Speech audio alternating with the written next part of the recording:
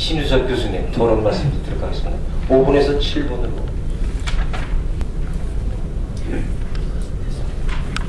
예, 저는 장무순 교수님 논문을 지정 토론을 맡았습니다.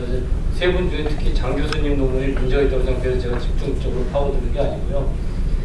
제가 이제 장 교수님 논문을 읽고 토론하기를 이제 부탁을 받았기 때문에 한번 쭉 읽어봤는데, 우선 전반적으로, 그러니까 일단 학회에서 발표하는 논문은 항상 워킹 페이퍼이기 때문에 퍼블리시 될 단계의 논문이 아니거든요. 그래서 항상 누가 발표하든지 저는 좀 이렇게 손을 볼 부분이 항상 존재를 합니다. 그래서 제가 제 의견으로는 제 개인적인 의견이지만 일단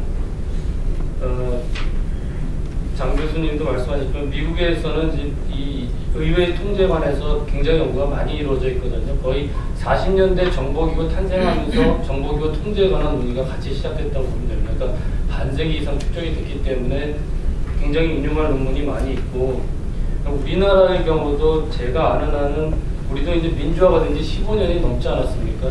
정보기구가 그냥 15년을 그냥 지나쳤을 리가 없습니다. 거기에 대해서 많은 논의가 있었거든요. 그동안 감청 문제도 터졌었고 많이 있지 않았습니까? 그래서 그 법학 쪽에서 정보기구를 법률적으로 통제하는 문제에 관해서 논문을 쓰신 분들도 있고, 학위 논문으로 쓰신 분들도 있고, 제가 알기로 많이 있습니다. 그런 연구들을 좀 포괄적으로 좀 살펴보실 필요가 있을 것 같고, 그래서 이제는 더 이상 의회가 정보기구를 통제하는데 좀 문제가 있다는 그 주제 자체가 새로운 분은 별로 없으리라. 그래서 저희가 이제 생각할 점은 그거를 어떻게 하면은 좀 더 구체적으로 어떤 문제가 어떻게 존재하고 어떻게 해결할 수 있는 것이면 좀 더 심도 있고 실제 적용할 수 있는 문제를 좀 논의해갈 필요가 있지 않을까 이렇게 생각이 되고요.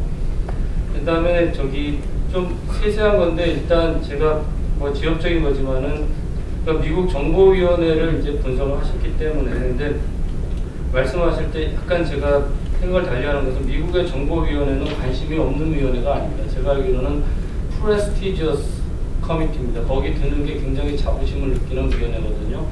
그 이유는 장 교수님 말씀하신 그 이유입니다. 그러니까 정보위원회가 정치인한테는 매력이 없는 위원회이기 때문에 정보위원회에 아무나 멤버도 안 해줍니다. 굉장히 시니어한 멤버들을 해주거든요. 그래서 어디 가서 미국에서 명함 낼 때 내가 정보특위위원이다 하면은 이 사람 의회에서 굉장히 비중 있는 사람이라는 것을 인정받은 거나 마찬가지입니다. 그런 프레스티저스한 커미티로 만들더라고요. 그러니까 미국에서는 정보위원회가 기피하는 위원회가 아닙니다. 자기가 굉장히 비중 있는 위원회라는 것을 내세울 수 있는 그런 위원회고요.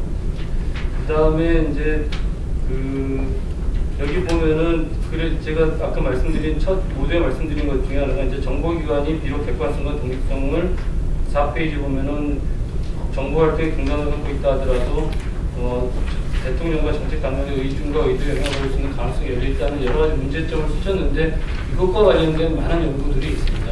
좀 더 사례와 연구를 인용할 부분이 좀 있을 것 같고요. 그 다음에 논문을 쓰시다 보면 대외 정책을 많이 얘기를 하시는데, 이 논문의 제목이 이제 정보기구의 통제, 민주적 통제 문제이기 때문에, 그런데 보면은 논의는 대외 정책에 초점을 맞추고 계시거든요. 저는 제가 개인적인 선호도의 문제인데, 정보기구의 민주적인 통제를 얘기할 때는 대외 정책이 아니라 국내 정보 활동에 초점이 맞춰져야 된다고 봅니다. 왜냐하면 제가 생각하기에 해외 정보 활동은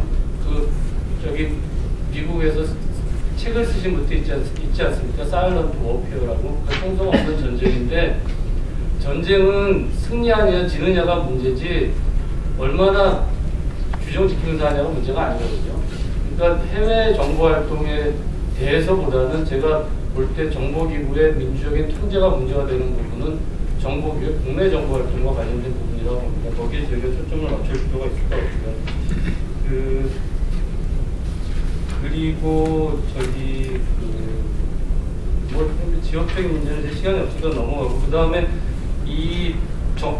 장 교수님이 논의하는 과정에 정보위원회에 대해서 미국의 경우도 굉장히 문제가 있다 이런 식으로 하셨는데, 틀린 얘기는 아니고요. 전반적으로 해서 틀린 얘기는 아닌데, 근데 보면은 그렇게 결론을 내리시는 부분 중에 이유 중에 하나가 이제 보면은 예를 들어서 76년 5분의 논문을 인용하고 계세요. 근데 76년까지입니다. 그때까지는 사실입니다. 그때 여기 장 교수님도 말씀하셨듯이 국방부나 외무위원회나 이런 데서 정보기구를 감독했거든요. 그때는 국방위원회나 외무위원회에 계신 분들은 정보위원회 말고도 중요한 일이 많이 있습니다. 그래서 문제가 되기 전에는 관심을 안 가졌는데, 그래서 70년대에 여러 가지 문제가 생기면서 다 아시겠지만 이제 PSI가 생기지 않습니까? 특별위원회가 됐습니다. 그때부터는 이제 정보에만 달려드는 의원들로 정보위원회가 구성이 됐고, 여기서 얘기하시는 것보다 조금 다른 그림이 그려지지 않았나, 저는 개인적으로 그렇게 생각을 하고 있습니다. 그리고